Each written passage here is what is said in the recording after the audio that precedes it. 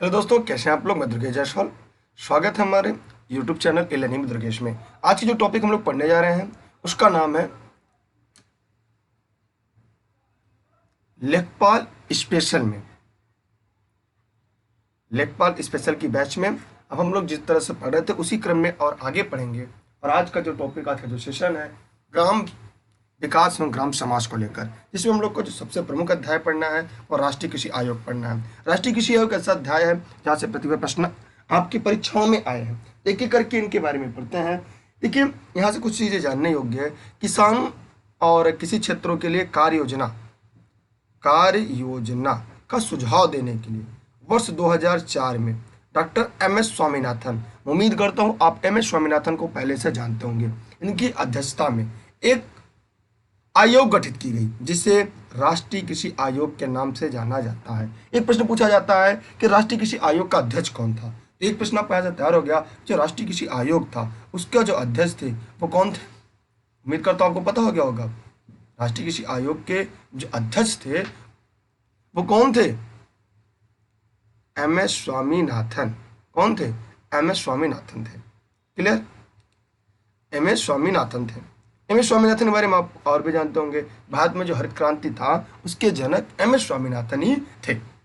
फिर आगे हम देखते हैं कि ये राष्ट्रीय कृषि आयोग, नेशनल एग्रीकल्चर कमीशन, अगर मैं पूछ दूं इसके अध्यक्ष कौन थे तो पहले अध्यक्ष डॉक्टर एम.एस. स्वामीनाथन, जिन्हें भारत में हरित क्रांति का जनक कहा जाता है। कब इसके सुझाव कब दी गई? 2004 में। यहाँ से आपके 3 प्रश्न बनेंगे कि NAC माने नेशनल एग्रीकल्चर कमीशन, राष्ट्रीय कृषि आयोग का सुझाव कब दिया गया? 2004 में। इसके अध्यक्ष कौन रहे? Doctor MS. स्वामीनाथन थे। ठीक है, फिर आगे देखते हैं।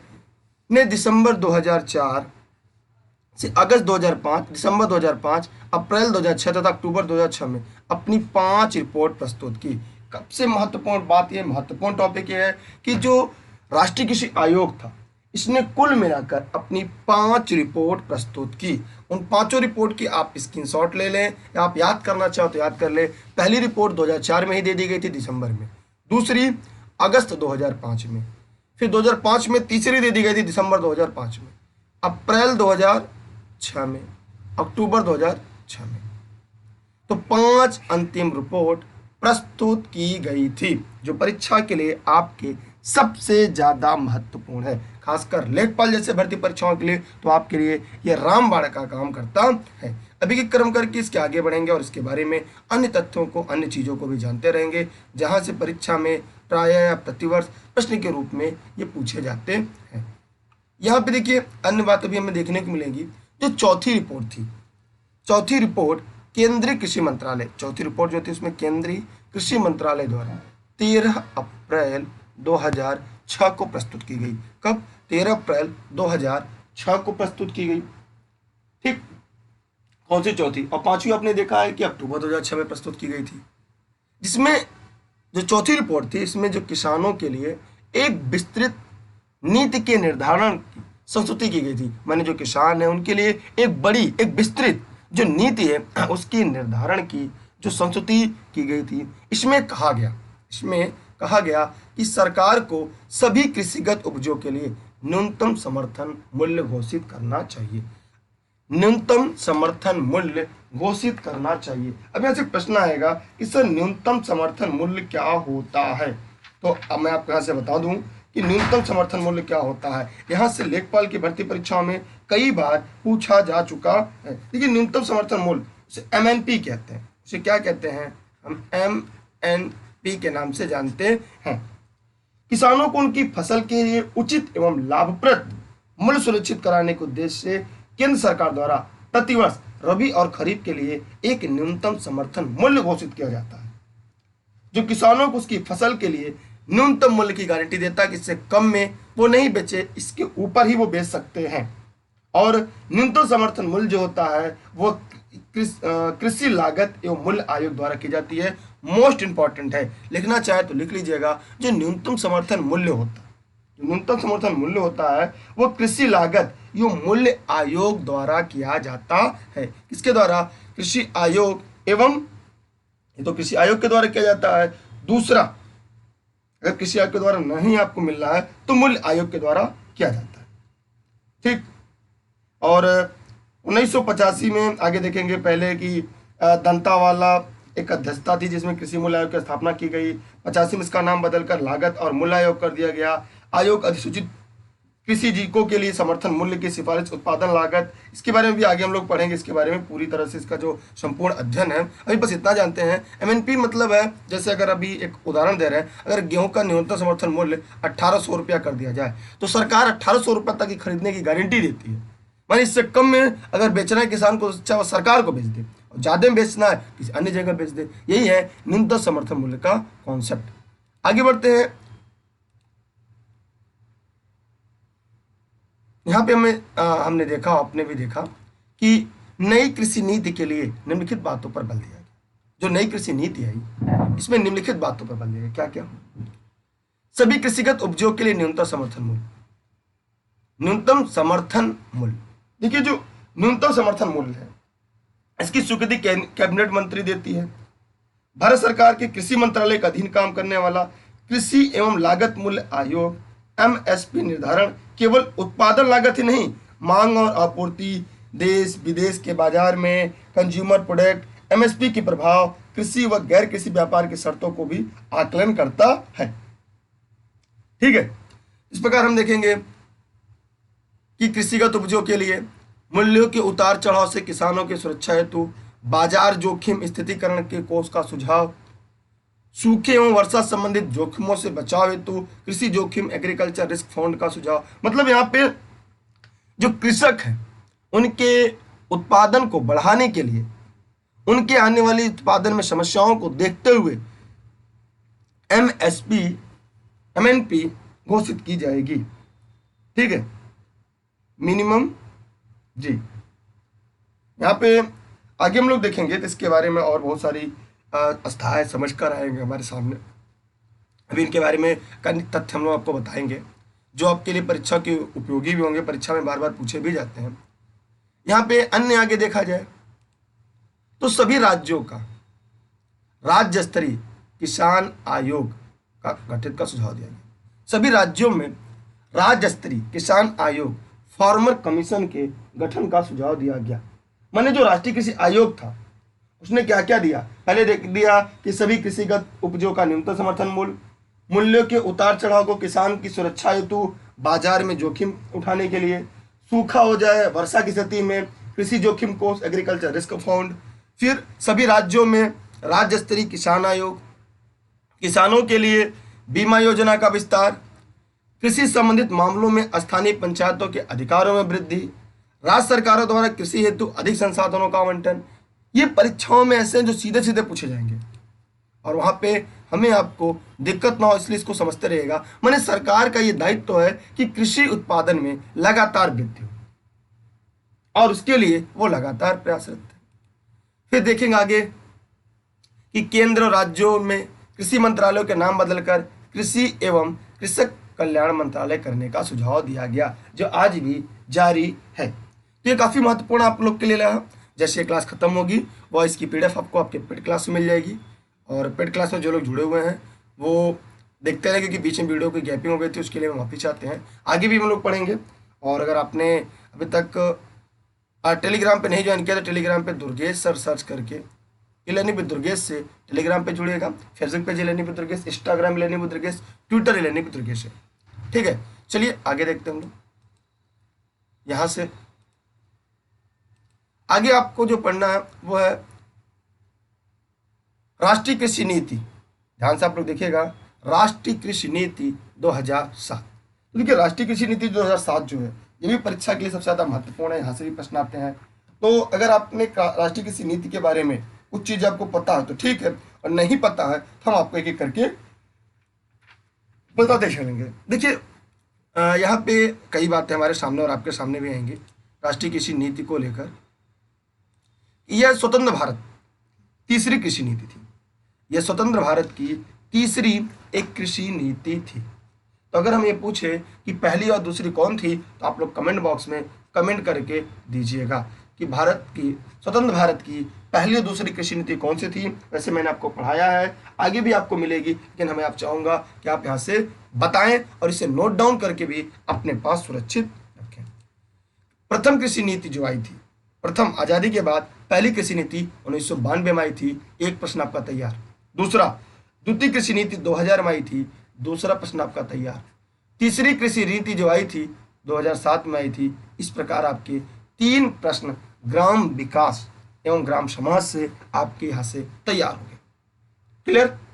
इस कृषि नीति को, जो ये नीति थी, वह एस स्वामीनाथन आयोग, एम एस स्वामीनाथन की जो आयोग थी, राष्ट्रीय कृषि आयोग, अधिकांश संस्तुतियों को शामिल किया गया।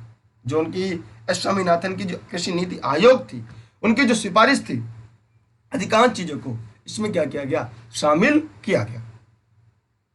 क्लियर? किसी कोई डाउट, कोई समस्या? आगे बढ़ते हम लोग।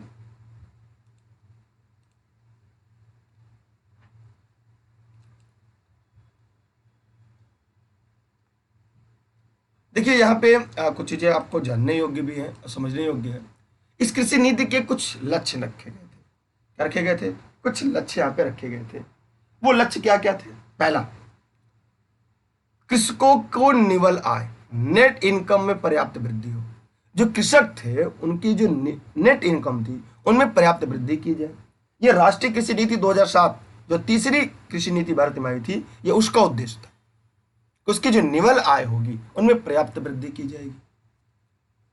उत्पादकता, लाभदेयता, प्रमुख कृषि प्रणालियों की स्थिरता कायम करने के लिए भूमि, जल, जैव विविधता, जेनेटिक संसाधनों को सुरक्षित तथा समुन्नत बनाना, यह आपके लिए सबसे ज्यादा महत्वपूर्ण है। जहां से परीक्षाओं में प्राय एक एक करके क्रमशः प्रश्न के रूप में आपके सामने आते हैं। मैंने कृषकों को निवल आय बढ़ाना, उत्पादकता, लाभदेयता, प्रमुख कृषि प्रणाली में स्थिरता कायम करना, भूमि, जल, जैव विविधता, जेनेटिक संसाधनों को सुरक्षित करना, समुन्नत बनाना, ये सभी इसके लिए सबसे ज्यादा उत्तरदायी हैं। समर्थक सेवाओं का विकास, जैसे बीज, सिंचाई, उर्वरक इत्यादि। मैंने समर्थक सेवाओं का विकास, जैसे बीज उपलब्ध कराना, सिंचाई के साधन, खाद, उर्वरक, इन सभी की लक्ष्य था। तीसरी राष्ट्रीय कृषि नीति 2007 का यह लक्ष्य था, ताकि उत्पादन में अधिकाधिक वृद्धि कराई जा सके, किसानों को ज्यादा ज्यादा लाभ उत्पन्न हो सके। इसी के उद्देश्य से यह लक्ष्य इसका रखा गया था। आप चाहें तो जितने लोग लाइव देख रहे हैं, चाहे तो इसकी स्क्रीनशॉट भी आप क्लिक कर लें, ताकि आपको आगे चलकर भी दिक्कत ना होने पाए। ठीक है, स्क्रीनशॉट क्लिक कर सकते हैं। क्या कोई दिक्कत आ रही तो पूछ सकते हैं आप। अगर किसी को कोई दिक्कत आ रही हो तो आप पूछ सकते हैं। अगर कोई दिक्कत, कोई समस्या आ रही हो तो ये नहीं, आप पूछ सकते हैं। देखिए, अगर आपने ऑनलाइन क्लास नहीं ज्वाइन किया, आप लोग ज्वाइन करना चाहते हैं तो 6306344367 पर व्हाट्सएप करके ऑनलाइन क्लास संबंधित आप यहाँ पे जानकारी ले सकते हैं। बीच में कुछ दिन से नहीं चल रहा था, लेकिन अब डेली चलेगा आपकी क्लासेज यहाँ से। यहाँ पे हमने देखा कि जो फसल थी, फसलों, कृषि, पशु, मछली, जंगल के संदर्भ में जैव सुरक्षा, बायो सिक्योरिटी को सशक्त बनाना। देखिए यहाँ पे जब हमने तीसरी राष्ट्रीय कृषि जो नीति लागू की 2007 में, तो आप लोगों ने जो ध्यान दिया गया कि फसलों में कृषि, पशु, मछली, इनकी जो सुरक्षा है, इसको सशक्त बनाना चाहिए। अगर सशक्त नहीं होंगे तो कितने भी नियम, कितने भी कानून बना लिए जाए, उत्पादकता में अधिकाधिक वृद्धि नहीं की जा सकती। भूमि सुधार एजेंडे से के बचे हुए भाग को पूरा करना, जो भूमि सुधार हम लोगों ने इसके पहले पढ़ा था, उसका जो एजेंडा बचा हुआ था, उसे पूरा कराना एक लक्ष्य था। सभी कृषि नीतियों तथा कार्यक्रमों में मानवीय आयाम को स्थान देना। जिनके मानवीय आयाम थे, उनको क्या करना, स्थान देना। यह भी यहाँ पे सबसे बड़ा लक्ष्य था। क्योंकि अगर सभी कृषि नीतियां तथा कार्यक्रमों में मानवीय आयाम को स्थान नहीं देंगे, फिर उत्पादकता में वृद्धि कहां से हो पाएगी? नहीं हो पाएगी, सब केवल हवा ही रह जाएगा। इसके लिए मानवीय आयाम को स्थान देना। पोषणी ग्रामीण आजीविका पर ध्यान देना। भैया, जो गांव में रहने वाले हैं, उनके जो जीवन यापन का जो मुख्य आधार है, जिससे उनका पोषण हो सके, उस बात पर भी ध्यान देना। केवल कृषि कार्य में लगे रहना, ऐसा नहीं था। राष्ट्रीय कृषि नीति 2007 जो स्वतंत्र भारत की तीसरी कृषि नीति थी। क्लियर? आगे बढ़ते हैं हम लोग।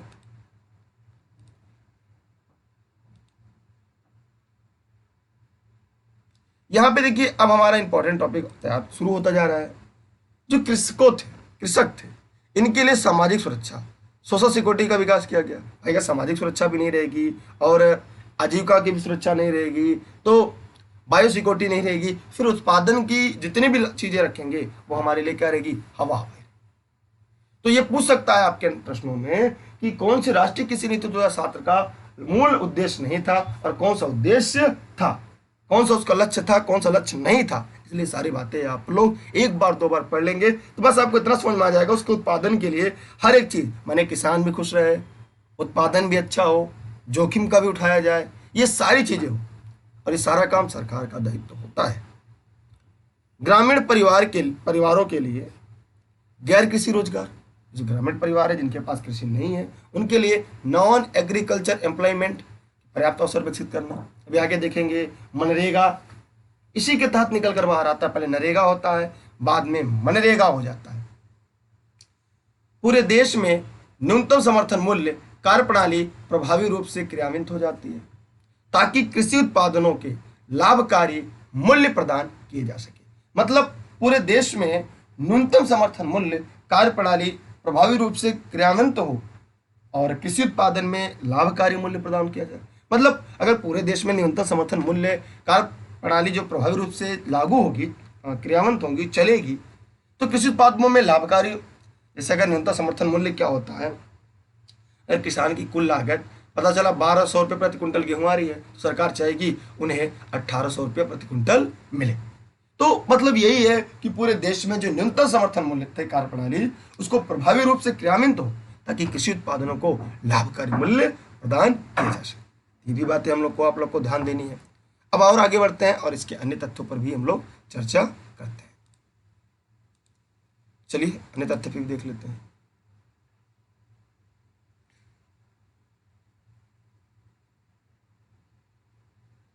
यहां पे हमने देखा एक पॉइंट और बचा हुआ है कि कृषि विकास के लिए कृषि को राज्य सूची समवर्ती सूची में लाना। देखिए एक प्रश्न और पूछा जाता है, कृषि किस कौन सा विषय है, संघ सूची या समवर्ती सूची? तो आपने ये देखा, आपने ये जाना कि जो कृषि है ये, अच्छा आपसे मेरा प्रश्न भी है, कृषि किस सूची का विषय है, राज्य सूची या समवर्ती सूची या संघ सूची? आप लोग फटाफट कमेंट करके बताइएगा कि जितने लोग इस वीडियो को लाइव देख रहे हैं ये राज्य सूची का विषय है, संघ सूची का विषय है या समवर्ती सूची का विषय है? इसका जवाब जितने लोग वीडियो को लाइव देख रहे हैं वो फटाफट कमेंट करके जरूर जवाब देंगे। ठीक है, जितने लोग इस वीडियो को लाइव देख रहे हैं वो फटाफट कमेंट करके जवाब जरूर देंगे। थोड़ी सी चीजें और आगे बची हुई हैं उनको भी देख लेते हैं। देखिए यहाँ पे कुछ पंचवर्षीय योजना दी गई है और उनके लक्ष्य के बारे में यहाँ पे दिया गया है और यहाँ पे परीक्षा के लिए हो सकता है आपके लिए कुछ महत्वपूर्ण हो, तो आप अगर चाहें तो उन तथ्यों के बारे में हम आपसे चर्चा कर लें, हम उन पर बात कर लें। देखिए यहाँ पे अगर पंचवर्षीय योजना की बात करें हम लोग तो पहली पंचवर्षीय योजना में कृषि और औसत वृद्धि दर था। तो पहली पंचवर्षीय योजना जो थी वो 1951-56 में थी। मतलब ये 1951 से लेकर 1956 तक थी, जिसमें जो लक्ष्य रखा गया था वो कितना था, 2.71% का। ठीक, जबकि इसमें राजस्व आवंटन का कृषि भाग 21% था। यहां पे पहली पंचवर्षीय योजना में कृषि क्षेत्र को प्राथमिकता दी गई थी। इसमें क्या की थी, पहली पंचवर्षीय योजना जो थी उसमें कृषि क्षेत्र को सबसे ज्यादा प्राथमिकता दी गई थी। वहीं दूसरी पंचवर्षीय योजना की बात करें तो यहां पे 3.17% और यह 1956 से 61 तक दूसरी पंचवर्षीय योजना कार्यकाल रहा। इसमें देखा जाए तो जो कुल व्यय था वो 20% भाग कृषि को आवंटित किया गया और कृषि उत्पादकता में इस प्रकार कमी आ गई, इसी से क्या कमी आई।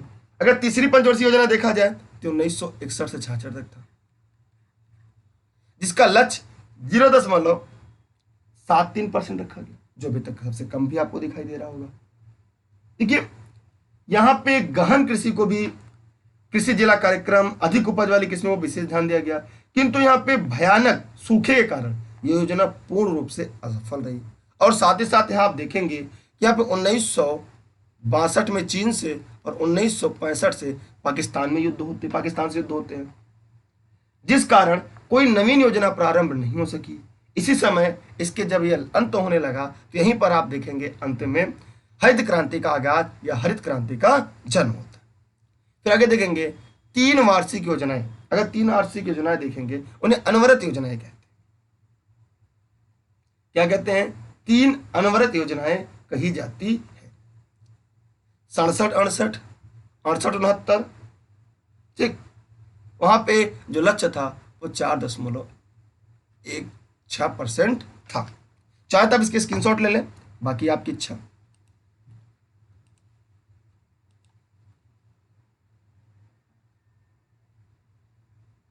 आगे देखते हैं चौथी पंचवर्षीय योजना। इसमें लक्ष्य रखा गया था 2.57% का। ये 69 से 74 तक चली थी। 1969 से लेकर ये योजना 74 तक चली। इसमें कृषि क्षेत्र में अनुसंधान किए गए, विज्ञान प्रौद्योगिकी का उपयोग पर बल दिया गया और उसने भी व्यय जो था वो 22% भाग कृषि को आवंटित किया गया। इसका लक्ष्य 2.57% रखा गया। पांचवी जो पंचवर्षीय योजना थी वो 74 से लेके 79 तक थी। इसका लक्ष्य 3.8% रखा गया। ठीक है। अगर देखा जाए कुल मिलाकर जो पहली पंचवर्षीय योजना से 5वीं पंचवर्षीय योजना तक, तीसरी योजना अगर छोड़ दिया जाए तो वास्तविक उत्पादन लक्ष्य से अधिक रहा। जो वास्तविक उत्पादन रहा उससे अधिक रहा जो 5वीं पंचवर्षीय योजना थी, 3.28%।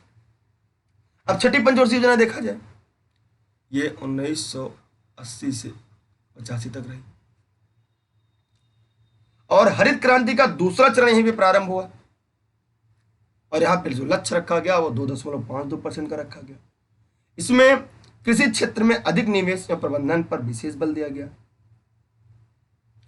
अब 7वीं पंचवर्षीय योजना देखा जाए, ये 85 से 90 तक था। 3.47%। यहां पे अगर देखा जाए कपास को छोड़ दिया जाए तो सभी फसलों को उत्पादन लक्ष्य से अधिक रहा। जितने फसल थे सभी को उत्पादन लक्ष्य क्या था? अधिक रहा, कपास को छोड़कर। 8वीं पंचवर्षीय योजना, ये 1992 से 97। इसका लक्ष्य कहीं 4.7% मिलता है, कहीं आपको 4.68%। 9वीं पंचवर्षीय योजना ये 97 से 2002 तक रही और किसी में विकास के संदर्भ में एक तरह से असफल मानी जाती है। इस दौरान का जो विकास दर रहा वो 2.02% रहा, जो बहुत ही कम रहा। तो यहां तक आप स्क्रीनशॉट ले लीजिएगा सभी लोग, जितने लोग इस वीडियो को लाइव देख रहे हैं। ठीक है, फटाफट सभी लोग आगे बढ़ते हैं अगले योजना की तरफ, पंचवर्षीय योजना जो परीक्षा के लिए आपके लिए महत्वपूर्ण हो भी सकती है। अब आती है 11वीं पंचवर्षीय योजना की बात। देखिए जो 11वीं पंचवर्षीय योजना थी उसका जो कार्यकाल था 10वीं 2002 से 2007, सॉरी आपने कमेंट किया 2002 से 2007, ये रखा गया था लक्ष्य 2.3%। क्या रखा गया है? 2.3% का लक्ष्य था। राष्ट्रीय कृषि नीति 2000, यहीं पे राष्ट्रीय कृषि नीति 2000 अपनाया गया। इस नीति में मृदा स्वास्थ्य कार्ड, जल जैसे संसाधनों के प्रबंधन पर विशेष बल दिया गया। ठीक है। अगर 11वीं पंचवर्षीय योजना देखा जाए, ये 2007 से 12 तक, इसका जो लक्ष्य रखा गया 3.7% रखा गया। इसमें कृषि उत्पादकता में वृद्धि करने के लिए रोजगार सृजन, भूमि पर जनसंख्या दबाव कम करना तथा ग्रामीण क्षेत्रों में असमानता को कम करने जैसे महत्वपूर्ण लक्ष्य निर्धारित किए गए। 4% लक्ष्य रखा गया था, किंतु वास्तविक जो वृद्धि रही वो 3.7% की। अब 12वीं पंचवर्षीय योजना की बात करते हैं। एक प्रश्न पूछा जाता है कि 12वीं पंचवर्षीय योजना का कब से कब कार्यकाल था। ये बहुत ही इंपॉर्टेंट प्रश्न है आपके लिए। तो ये था 2012 से 2017। इसका जो वास्तविक लक्ष्य रहा 1.6% है। कृषि उत्पादकता में रोजगार सृजन को ध्यान में रखते हुए जो 12वीं पंचवर्षीय योजना थी, इसमें भी लक्ष्य 4% रखा गया, लेकिन जो वास्तव में मिली वो 1.6%। इस योजना में प्रौद्योगिकी, कृषि विकास, कृषि अनुसंधान पर विशेष बल दिए जाने की बात की गई। इस योजना में बेहतर शेड, बागबानी, कृषि के विकास पर विशेष बल दिया गया। साथ ही बाजार तक किसानों की पहुंच के लिए विशेष उपाय किए जाने की बात की। इस पंचवर्षीय योजना में कृषि वृद्धि दर 1.6% रही, जो कि तीसरी पंचवर्षीय योजना के बाद सबसे कम रही। ठीक है, इसी के बाद हम लोग देखेंगे, यहीं से अब आपका नीति आयोग शुरू हो जाता है। तो आप लोग फटाफट नीति आयोग का फुल फॉर्म बता दीजिएगा और ये कब से प्रभावी हुआ, और अन्य किसी भी टॉपिक को, क्योंकि अब प्रतिदिन आपकी यहाँ से ग्राम विकास की कक्षाएं चलेंगी, क्योंकि काफ़ी आपका विलंब हो जा रहा था, इसलिए थोड़ी सी दिक्कत होगी। और आपने टेलीग्राम पे दुर्गेश सर्च करके इलेनी पे दुर्गेश जुड़िएगा। ऑनलाइन क्लास के लिए 6306344367 पर व्हाट्सएप करके आप ऑनलाइन क्लास से जुड़ सकते हैं। यहाँ से ऑनलाइन नोट्स भी प्राप्त कर सकते हैं। ठीक है, और अगर इसके अलावा लेखपाल स्पेशल भर्ती के अलावा यदि अन्य कोई बैच आपको ज्वाइन करना है तो आप इस पर व्हाट्सएप करके आप जानकारी ले सकते हैं। और साथ ही साथ यह वीडियो आप सभी के लिए महत्वपूर्ण था, खासकर आपकी परीक्षा को ध्यान में रखते हुए। तो फटाफट आप इस वीडियो को शेयर करना तो शेयर कर दीजिएगा। अगर आपने इस वीडियो को अभी तक लाइक नहीं किया तो लाइक कर दीजिएगा। और मैं उम्मीद करता हूँ कि यहाँ से आपकी जो भर्ती परीक्षा लेखपाल की है, एक प्रश्न भी ग्राम विकास और ग्राम समाज से बाहर नहीं जाएगा। और अब क्लास आपको प्रतिदिन रेगुलर दिया जाएगा, ताकि अब कोई भी समस्या आपके लिए उत्पन्न ना होने पाए। चलिए, आप सभी को बहुत बहुत धन्यवाद। आप कोई प्रश्न हो तो कमेंट करके पूछ सकते हैं। तब तक हम एक प्रश्न पूछ लेते हैं आपसे, उम्मीद करता हूं आप उसका जवाब जरूर देंगे। विश्व मृदा दिवस कब मनाया जाता है? विश्व मृदा दिवस कब मनाया जाता है? विश्व मृदा दिवस कब मनाया जाता है? जो लोग भी लाइव हैं फटाफट कमेंट करके बताएं। जितने लोग लाइव देख रहे थे वीडियो को फटाफट कमेंट करके बताएं, और जो लाइव नहीं देख रहे थे वो बाद में इस प्रश्न का जवाब जरूर देंगे। ठीक है, चलिए आप सभी साथियों का बहुत बहुत धन्यवाद। Best of luck. जय हिंद, जय भारत। टेलीग्राम पे दुर्गेश सर सर्च करके इलेनी पे दुर्गेश से जुड़िएगा। डिस्क्रिप्शन में इसकी लिंक है, वहां से आप टेलीग्राम पे जुड़े रहेंगे तो किसी वीडियो की, किसी भी क्लास की नोटिफिकेशन आपको सबसे पहले प्राप्त होगी। ठीक है, बहुत बहुत धन्यवाद आप सभी साथियों का। जय हिंद, जय भारत।